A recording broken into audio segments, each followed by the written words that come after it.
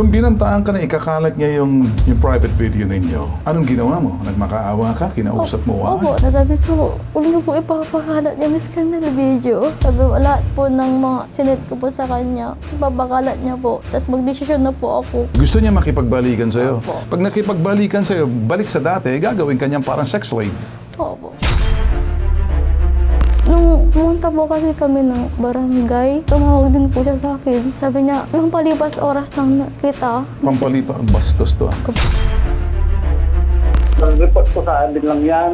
So, ang gusto po ng kumpinan po, gusto makipag-ayos kay Ruel Apostol. Nagmamakaawa po siya, hindi niya gusto makipag-ayos. Hindi po to pwedeng pag-ayusin. May krimen na po. Wala po sa tungkulin ninyong pag-ayusin ang biktima at ang suspect na pinahiya na po ang biktima.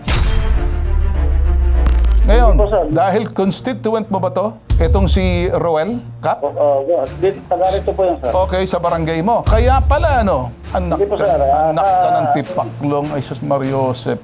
Buwisit! Ngayon, matututo ka. You are now schooled sa Bitag University. Gawin mo. Roel, makinig ka. Huwag kang magtago sa palda ng nanay mo. Ang nanay mo, para matapos itong problema, ipapakasal ka rito matapos mo pahiya. Sino ang gina-GAGO mo? Lumapit ako po dito sa hashtag ipabitag mo dahil humingi po ako ng tulong sa inyo. Dahil po yung ex-boyfriend ko po ay nagpapakalat ng scandal video. And dahil binablockmail niya po ako. Kapag hindi po ako nakipagbalikan sa kanya, ipapakalat niya po yung video. Pero wala po siyang mukha. Ako lang po yung nandoon.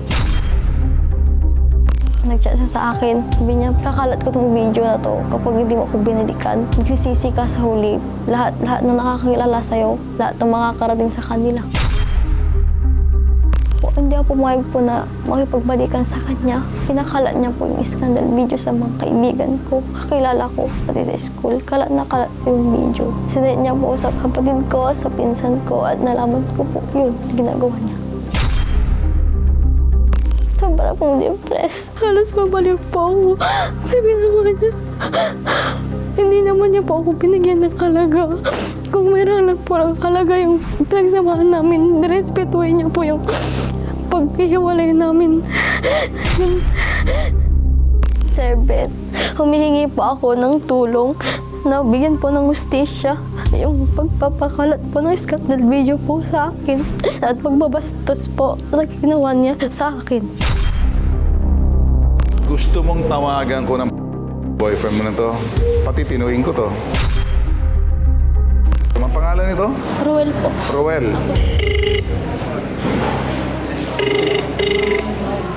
Alam mo kung saan nakatira to? Opo.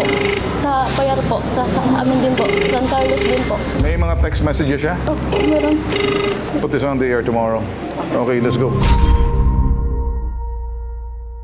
Itatago natin ang kanyang pagkakilanlan, pero yung girlfriend na si alias Christine kasama natin ngayon.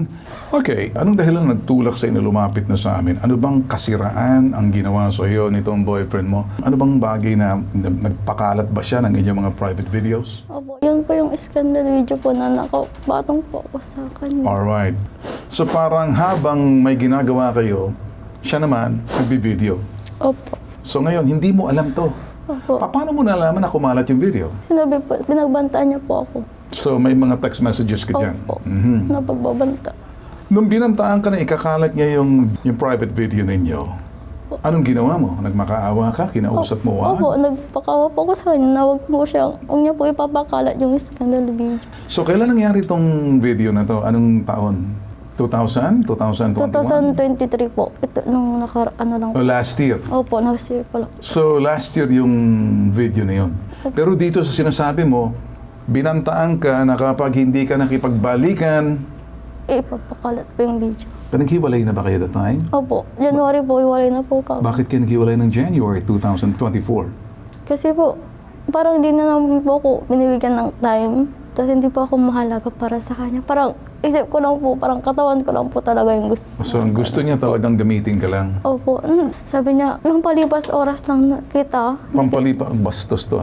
Sino nagsabi sa'yo na kalat ang video na to? Lahat po kasi nakatanggap na po. Tapos nag-chismisin na po ako sa sa barangay namin. Sa barangay, tinichismisan ka na. Opo. Sino sa mga pamilya mong nagtawag sa'yo sabihin, paano mo nalaman sa barangay nung pinagchichismisan ka na? Yung pinsan ko po, Pinsan mo nakakita nito. opo, Saan pinsan mo mismo nagsabi sa'yo, babae, lalaki? babae po. Na nagsabi, kumalat na ang video. Opo, pati si kuya, pinagsiset niya na po kung kanino. Yung mga nakakakila, kaibigan ko po. Mga kaibigan mo kumalat na to. Dito sa private video ninyo, nung malaman niya, sinabi niya, ipapakalat ko kapag hindi ka bumalik. Paano pagkasabi niya sa'yo? Yun po yung sa chat po. Kasi sabi ko, ayoko na po eh. Sa chat. Nasabi ko, huwag na po ipapakalat yung scandal video. Okay, anong sabi niya sa'yo habang nagmamakaawa ka sa Hindi niya po telepono? aminin na siya nagpapakalat na scandal. Pero bago nangyari yun, nagsabi na siya, nagbanta na siya sa'yo. Opo, nagbanta na po Ilang siya. beses siya nagbanta sa'yo? Yan lang po. Sa capture yan, doon sa sinasabi, ayan, nakasulat na yan. Anong ibig sabihin yan? Sabi ko, lahat po ng sinend ko po sa kanya, ipapakalat niya po. Tapos magdesisyon na po ako. Tapos sabi niya po dyan, yung... Mas gugustuhin mo na masira ka sa lahat Opo. kaysa iwan mo lang yan? Parang ganon? Opo. Kasi naghiwalay po kami. Hiwalay po kami. Naghiwalay. Gusto niya makipagbalikan sa'yo. Opo. Pag nakipagbalikan sa'yo, balik sa dati, gagawin kanyang parang sex slave. Opo. Nung kumalat na to, nag-report ka sa barangay. Opo. Sinong pinag-reportan mo sa barangay? Anong barangay? Saang barangay ito? Sa barangay po. Pangasinan? Opo, Pangasinan po. Sino ang barangay na kinausap mo rito? Kasi sa barangay may Women's and Children Division, yung VAUSI. Pwede ka mag-report. Titingnan nila yon, ilalapit ka na sa polis. Kasi hindi na to, krimen na to, hindi na to po pwede sa mga barangay eh. Ang barangay mismo susuri at ang yung babae doon sa VAUSI, yung Violence Against Women and Children, ang siya mag-iimbestiga para kunin lahat na nagbablatter ka roon at yung barangay dadalhin sa pulis. Ginawa ba ng barangay sa inyo sa Barangay Payar, San Carlos City, Pangasinan? Opo. Anong ginawa nila? Nagpa-blatter po kami sa... Oo, tumawag ba sila ng policewoman? Hindi po. So ano lang, nag-blinatter lang? Opo. Kukuha sana po kami ng papel. Sana po. Oh, okay. Hindi ka ba tinulungan man lang ng Women's and Children's Division sa barangay, sa VAUSI na dalhin ka na sa pulisya?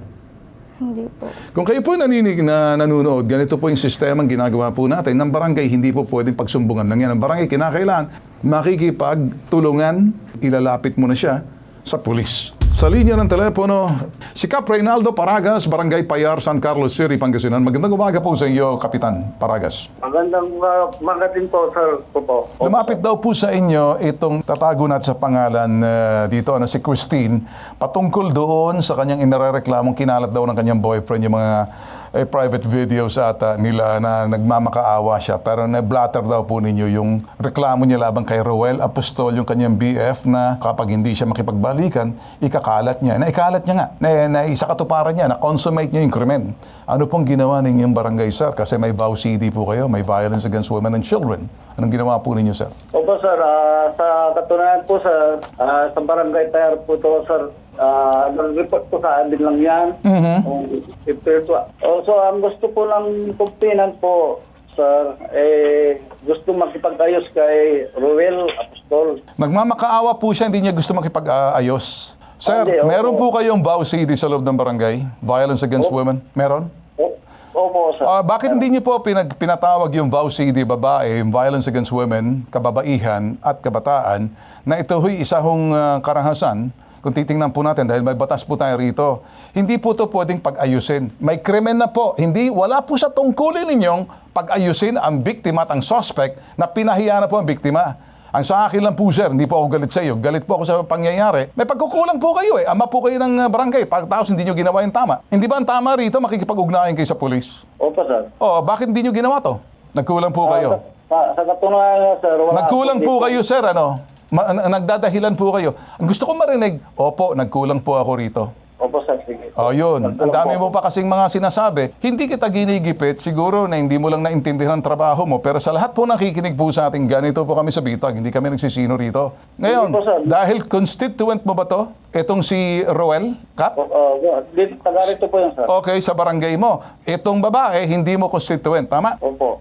Isa ka pa, tuktukin kong ulo mo dyan eh. Sobrang... Hindi, sir. Kaya pala ano, anak Hindi po, ka, sir. anak ka ng tipaklong, ay sus Mariosep ka, anak ka ng kagaw. Buwisit! Makinig ka ng maayos sa sasabihin ko sa'yo sa susunod. Pag may ganito, hindi kita tinuturuan. Trabaho ko bilang si Bitag, si Ben Tulfo. Apelido ko'y Tulfo, si Bitag ako. Opo, sir. Pag kami pumasok na nag-iimbestiga, gagamitin namin yung lakas ng batas. Kasi may batas tayo rito. Dik-dik mo na sa kokote mo, eto'y hindi na biro. Posibleng mangyari. Ngayon, matututo ka. You are now schooled sa Bitag University. Gawin mo. So ngayon, hindi pa huli yan lahat.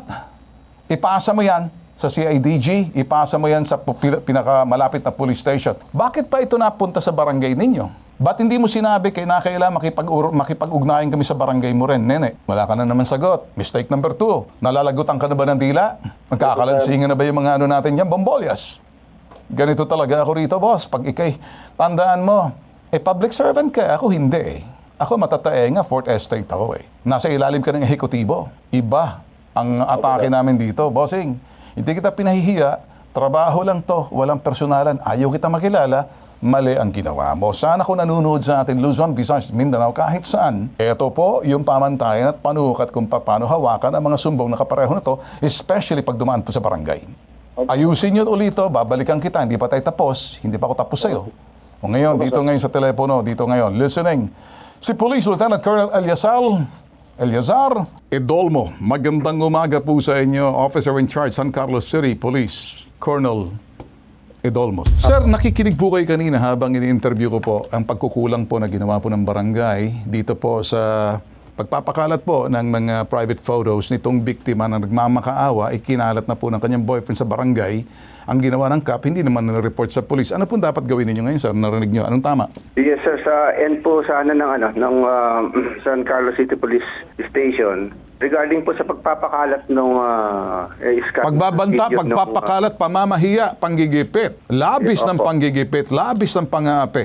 pag ganito po kasi sir na mga ay related sa cyber crime, ang isa po sa the best namin mag-endorse okay. sa Antay? Paco. Yes. Sa Dagupan. Yes, sir. Mas magandang i-endorse namin ito dahil mas eksperto sila sa mga ganitong Okay.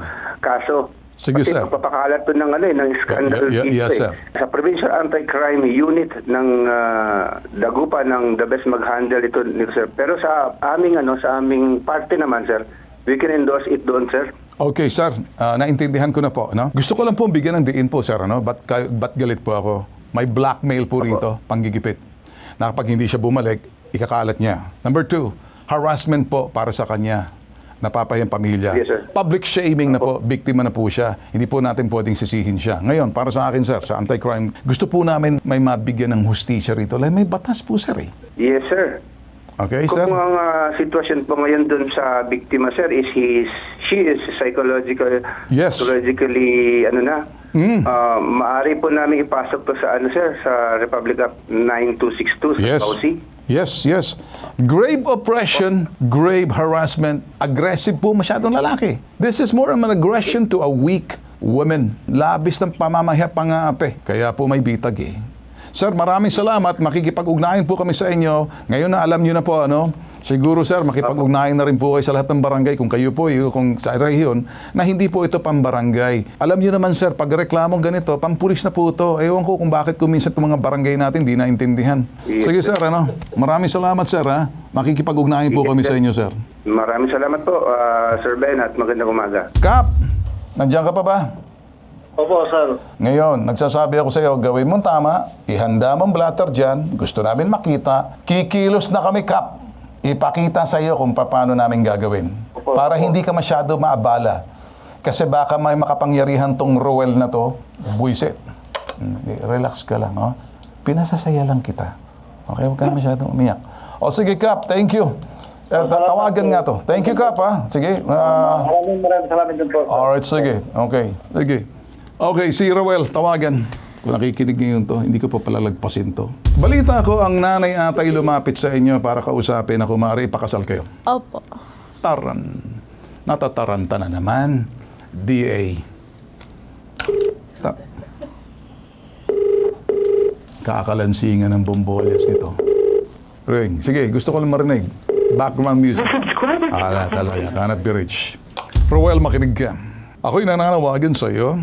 You're still innocent until proven guilty in the court of law. Tinuturo ka, hindi pupunta sa amin to kundi magmamakaawa. Pakinggan mo ako na maigi, hindi ako nagbibiro. Bibigyan kita ng taning na magpakita ka para makuhanan ka ng pahayag mo. Gusto kong marinig yung sinasabi ng girlfriend mong pinahihiya mo dahil ayaw makipagbalikan, kinalat mo yung video ninyo. Makinig ka. Huwag kang magtago sa palda ng nanay mo. Ang nanay mo nag-aalok na kumaari para matapos itong problema. Ipapakasal ka rito matapos mo yung pahiya. Sino ang gina-GAGO mo? So ngayon, dito si Attorney Batas Mauricio kakausapin na. Attorney Batas Mauricio, narinig mo rito. Lahat, blow by blow, ginawa namin investigation. Anong take mo rito sa sinasabing pagpapakalat ng sinasabing private videos, Republic Act 9995, distribution, circulation, production, naisa katuparan, Attorney Batas. Sa totoo lang po, talagang malaking paglabag po yan sa binabanggit nyo na batas sa pagpapakalat ng mga ganyang sex videos. Wala pong sino mang tao, Ginoong Ben Tulfo, ang may karapatan na magpakalat ng mga ganyan. That's supposed to be private. Yes. At dahil privado po yan, wala pong karapatan ng sino man na ikalat po yan. Yun yung paunang pananaw po natin dyan. So, Attorney, ang ginawa ng nanay nitong lalaki para maiwasan na magkaroon ng kaso, ipapakasal daw itong kanyang anak dito sa biktima. Anong tingin nyo dyan? Well, unang-una po, nagawa na ang krimen, Ginoong Ben Tulfo. Consummated. At dahil nagawa na ang krimen, ito pong kanilang iniaalok ay pampalubag loob. Pero wag po natin kalilimutan, nagawa na ang krimen. Yun. At dahil nagawa na ang krimen, natupad na ang criminal intent, natupad na ang mga requirements ng batas para ituring na ang krimen ay naganap, may parusa na pong nakatapat dyan, Ginoong Ben Tulfo. At hindi po yan mahihilot o magagamot ng pagpapakasal lamang. Ang masasabi po natin, ninais ng Diyos, sa napakaraming bahagi ng kanyang banal na aklat, na ang tao'y mamuhay ng matuwid sa mundong ito. At kasama sa pamumuhay ng matuwid ay ang pagkakaroon ng maayos na pakikipag-ugnayan ng lalaki sa babae o ng babae sa lalaki. Yan po ang nais ng Diyos, ang pinakamataas na batas sa lahat. Maraming salamat. Maraming salamat din. Okay, ganito na lang. Alias sa akin na lang, Christine. Tutulungan ka namin. Okay, mag-usap tayo sa baba. Umpisa na natin. Dito, may investigator tayo na hindi lang po kami hanggang ere. May field work na rito. Pagbayarin ang dapat pagbayaran. Iharap sa batas kung ano man yung nilabag sa batas. May hustisya po tayo, hindi po kami. Wala pong Tulfo's justice na sinasabi nila. Hindi po kami. Ang batas, ginawa po mga batas, saligang batas. Andyan po yan, mga batas na ginawa po sa mga Kongreso, Senado. So, abangan po to, ang naging isang pambansang sumbungan. Hindi pa tayo tapos na yan, ha? Ayusin natin to sa baba, ha? Okay? Opo. Hindi ka namin iwan, lalaban natin to. Pag-iisang pambansang sumbungan, tulong, serbisyo, may tatak, hindi po bully si Bitag. Pero kaya kong salitain ang isang lengguwahe ng mga bully. Tatak, Bitag, ako po si Ben. Ito po yung hashtag, ipabitag mo.